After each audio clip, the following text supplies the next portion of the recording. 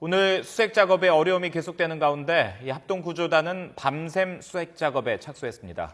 오늘 사고 인근 해역에서 시신 4구가 추가로 발견돼 사망자는 33명으로 늘었습니다.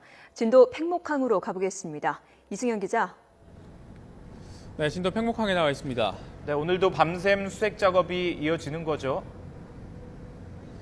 네, 날씨 상황만 크게 변동이 없다면 어제와 마찬가지로 밤새 수색 작업을 벌이겠다는 것이 해경과 해군의 방침입니다.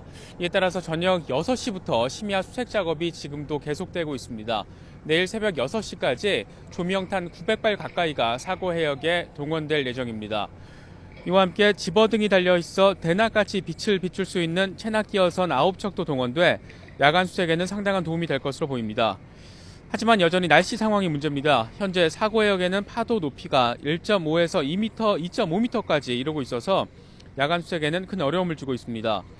해경 관계자는 조건이 허락하는 대로 집중적으로 수색 작업을 벌일 방침이지만 날씨가 좋지 않아서 현재 수색 작업에 상당한 어려움을 겪고 있다고 설명을 했습니다.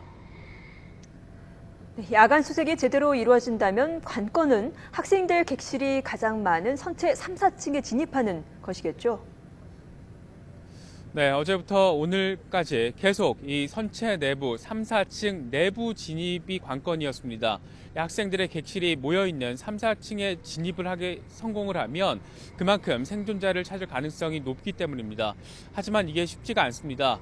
어제 저녁에 3층 갑판까지는 진입을 했는데 내부로는 진입하지 못했고요. 오늘 새벽에도 이 4층 객실 유리창 쪽을 뚫어서 진입하려고 시도를 했지만 역시 실패한 상황입니다. 이후 오늘 오후 5시에 정조 시간에 맞춰서 해경 잠수부 50여 명이 3개 지점에서 선체 진입을 시도했지만 실패한 것으로 전해졌습니다. 어제 처음 선체 진입에 성공한 뒤에 선체 3, 4층 내부로는 전혀 진입하지 못하고 있는 겁니다. 특히 4층 객실 근처 유리창을 통해서 사망자 3명이 육안으로 확인됐다는 소식이 전해지면서 내부 진입 작업에 더 큰 관심이 모이기도 했습니다. 이에 따라 해경은 오늘 야간 수색 작업에서도 3, 4층 내부 진입을 지속적으로 시도할 것으로 보입니다. 특히 밤 11시 1시간 뒤에 유속의 흐름이 멈추는 정조 시간이기 때문에 이제 집중적으로 내부 수색을 벌일 방침입니다. 네, 그렇다면 이 선체에 공기를 주입하는 작업은 어떻게 되는 겁니까? 네, 어제 저녁에 중단된 선체 공기 주입 작업, 오늘은 전혀 이루어지지 못했습니다. 오늘 오전에 공기 주입을 위한 재개 작업이 있었지만 역시 날씨 상황이 좋지 않아서 실패했습니다. 이와 함께 해군 측이 진행했던 공기주머니, 리프트백 설치 작업도 역시 중단이 됐습니다. 공기주머니 설치 목적이 배를 띄우는 것보다는 가라앉지 않게 하는 것이 주된 목적인 만큼 추가로 설치해도 더 효과가 없다고 판단한 겁니다. 또 세월호에서 기름이 유출되고 있어 방제정 23척을 동원해 방제 작업을 하고 있습니다.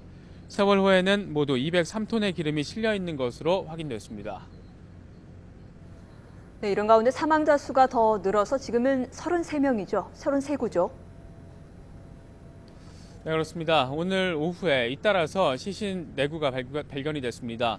오후 4시부터 7시 사이에 시신이 잇따라 발견이 됐습니다. 모두 여성이고요. 아직 신원은 확인되지 않습니다. 이 시신들은 이곳 팽목항으로 모두 운구가 마쳤고요. 이 가족들을 통해서 신원 확인 작업을 진행을 하고 있습니다. 이에 따라서 지금까지 사망이 확인된 사람 모두 33명으로 늘어나게 됐습니다. 지금까지 진도 팽목항에서 YTN 이승현입니다.